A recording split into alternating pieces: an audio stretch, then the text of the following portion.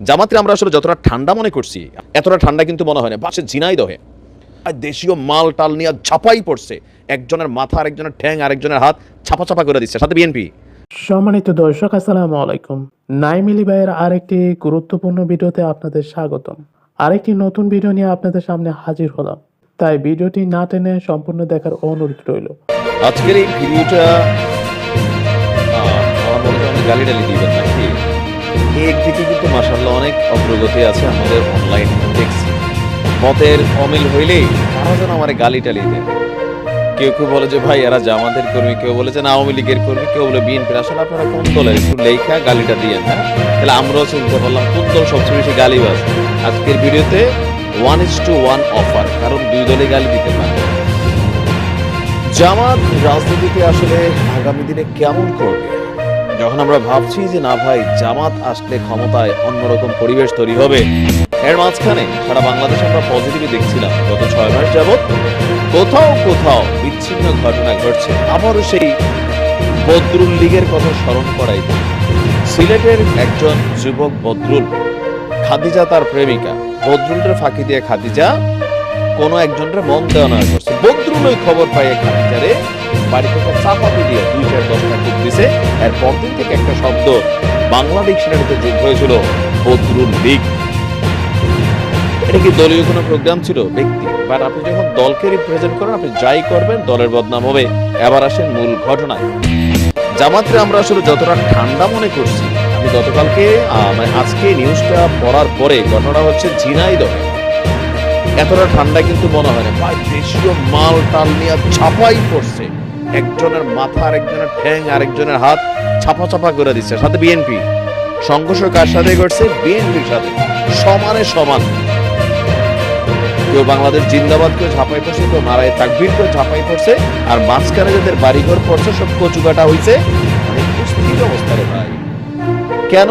ক্ষমতা। কি ক্ষমতা? আসেন ঝিনাইদহের শৈলকুপায় স্কুলের ম্যানেজিং কমিটি গঠন নিয়ে স্থানীয় বিএনপি এবং জামাত কর্মীদের মধ্যে সংঘর্ষের ঘটনায় আহতের সংখ্যা 35, মাঝখানে কতগুলো বাড়িঘর এখানে তছনছ হয়ে গেছে। এখন বাংলাদেশে একটা চিত্র আমরা দেখছি, আওয়ামী লীগ সরকারের পতনের পর প্রত্যেকটা এলাকায় জামাত এবং বিএনপির নেতা কর্মীরা গিয়া তারা নিজস্ব একটা কমিটি ক্রিয়েট করতেছেন, বাজার ঘাটেও। কেন? ক্ষমতায় আসছেন, মানে বুঝলাম না কেন আপনারা এটা জোরপূর্বক করবেন। আচ্ছা আসেন, এখানে ঘটনার শুরুটা কই থেকে হইল? আমরা যদি জামাতের নেতা যিনি আছেন, জামাতের আমির মতিয়ার রহমান ঢাকা পোস্টকে বলছেন, নাথপাড়া গ্রামের অধিকাংশ সাধারণ মানুষ চাচ্ছেন স্কুলের অ্যাডহক কমিটিতে আমি সভাপতি করি। রাজনীতিতে একটা কমন কথা আছে, জনগণ চায়, তো তিনিও এটা বলছেন। এখন বিএনপির যিনি আছেন নওশীর বিশ্বাস, তার বক্তব্য তার পরিবারের সদস্যদের নিয়ে কমিটি গঠন করার চেষ্টা করা হচ্ছিল। এখন আসে হেড স্যারে কি বলছে। আমরা দেখছি যে আমাদের নাথপাড়া যুব মিলন মাধ্যমিক বিদ্যালয়ের প্রধান শিক্ষক নুরুল ইসলাম বলছেন, কমিটি নিয়ে নাথপাড়া গ্রামের বিএনপি এবং জামাতের সমর্থকদের মধ্যে সমঝোতা না হওয়ায় রোববার দুপুরে তিনি উপজেলা জামাতের আমির মতিয়ার রহমানের পক্ষে একটা কমিটি এবং প্রবীণ বিএনপি কর্মী নওশীর বিশ্বাসের পক্ষে আরেকটি কমিটির প্রস্তাব করেন। আবার বলছেন, এরে ভাই এটা দুইটা গ্রুপ কেন থাকতে হবে? এই জায়গাতে জামাতের এই চরিত্রটা আমার একদম ভালো লাগে না। দেখেন আমরা অন্য দিনের সমালোচনা করি, তার তো খারাপ। একটা দল তো অন্তত ভালো থাকুক, মাঝে মাঝে আমরা একটু প্রশংসা করার সুযোগ পাই। আমারও আপনারা জামাতের কর্মী বলার সুযোগ পান, আমার অবশ্য অনেক পরিচয়, তাই না? যার যে সময় ভালো লাগে বানান, কিন্তু এই তো আজকে দিলেন। আচ্ছা তারপরে কি হয়েছে?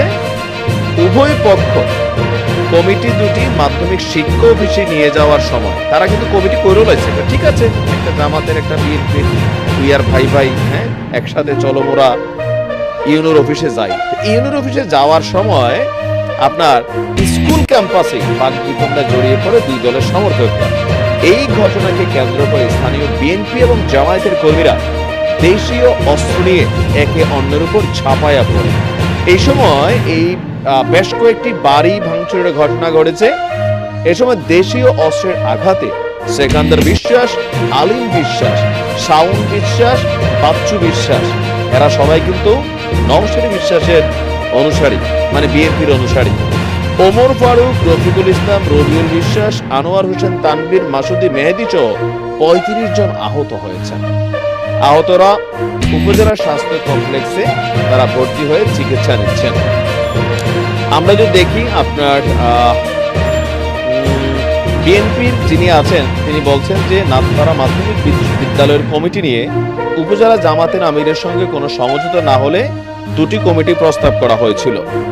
তিনি যখন তার অনুসারীদের নিয়ে ওই আলাদা কমিটি নিয়ে যাইতেছিলেন, এমন সময় জামাতের আমিরের সমর্থকরা মানে জামাতিরা এখানে তাদেরকে বাধা দেয়। এই সময় কথা কাটাকাটির এক পর্যায়ে জামাত এবং আওয়ামী লীগ কর্মীরা একসঙ্গে, এই যে দেখেন ঘুরা ফিরে আবার আওয়ামী লীগ আসে, হাহারি এক ডিএন এখানে যদি অপশন থাকে নিচে, হ্যাঁ, কারণ কি এখন বাংলাদেশে দেখেন সমন্বয়কে মারছে, হান্নানরে মারছে কে, রাফির পোলা পায় ডট গ্যাং ছাত্রলীগের সদস্য। আরে বাবা, তোমরা এগুলা বন্ধ করো, ঠিক আছে? এগুলা মানুষ এখন আর খাবে না। আচ্ছা, তো আমাদের শৈলকুপার থানার যিনি ওসি সাহেব আছেন তিনি বলছেন স্কুল ম্যানেজিং কমিটি গঠন নিয়ে এই ঘটনা ঘটেছে, পুলিশ পরিস্থিতি নিয়ন্ত্রণে এনেছে, আহতরা চিকিৎসাধীন আছে। কেন মাধ্যমিক স্কুলের কমিটিতে কি মানে আপনারা যে বসলে কি হবে, মানে একদম স্কুল রে নাথপাড়ারে ঢাকা শহরের ভিকারুন্নেসা বানাই ফেলবেন নাকি না, মানে অন্য কিছু? এটা একটা অদ্ভুত খেলা এই দেশে চলে। তো জামাতের ব্যাপারে আমরা আশা করি এরকম নিউজ আমরা যেন আর করার সুযোগ না পাই। আমরা এই ঘটনাগুলো যখন নিয়ে আসি আপনার কাছে মনে হচ্ছে ভাই কেন বিএনপিটি যখন করি ভালো লাগে, আওয়ামী লীগটি করলে ভালো লাগে, আপনারটা করলে ভালো লাগে না। এটা হচ্ছে সমস্যা। যারা গালি টালি দিয়েছেন না দিলে তো গুড কমেন্টের দিকে নজর থাকবে আছে। তো আমরা আশা করি এই ধরনের ঘটনাগুলো থেকে সবাই বিরত থাকবে। সম্মানিত দর্শক, সম্পূর্ণ ভিডিওটি দেখার জন্য আপনাকে অসংখ্য ধন্যবাদ। ভিডিওটি ভালো লাগলে একটি লাইক দিয়ে আপনার বন্ধুর সাথে শেয়ার করতে পারেন। সেই সাথে আপনার গুরুত্বপূর্ণ মতামত জানিয়ে দিতে পারেন আমাদের কমেন্ট বক্সে। আর আপনি যদি এই চ্যানেলে নতুন হয়ে থাকেন তাহলে চ্যানেলটি সাবস্ক্রাইব করে রাখতে পারেন এরকম আরও নতুন নতুন ভিডিও পাওয়ার জন্য। সম্মানিত দর্শক, আপনারা সম্পূর্ণ ভিডিওটা দেখে বুঝতে পারলেন যে বর্তমান সময়ে এই ঘটনাগুলো নিয়ে কতটা আলোচিত হয়েছে এবং যে বিষয়গুলো পুরো বাংলাদেশ সহ সারা বিশ্বকে তোলপাড় করে ফেলেছে এবং সোশ্যাল মিডিয়াতে এর আলোচনা ও সমালোচনার ঝড় উঠেছে। সম্মানিত দর্শক, এরকম ঘটনাগুলো যদি আপনি আরও পেতে চান তাহলে আমাদের চ্যানেলকে সাবস্ক্রাইব করে রাখুন এবং সেই সাথে পাশে থাকা বেল আইকনটি অন করে রাখতে পারেন। ভিডিও আপলোড করার সাথে সাথে আপনার চ্যানেলে নোটিফিকেশন পেয়ে যাবেন। সম্মানিত দর্শক, এখনকার জন্য বিদায় নিচ্ছি। আল্লাহ হাফেজ। কথা হবে অন্য ভিডিওতে।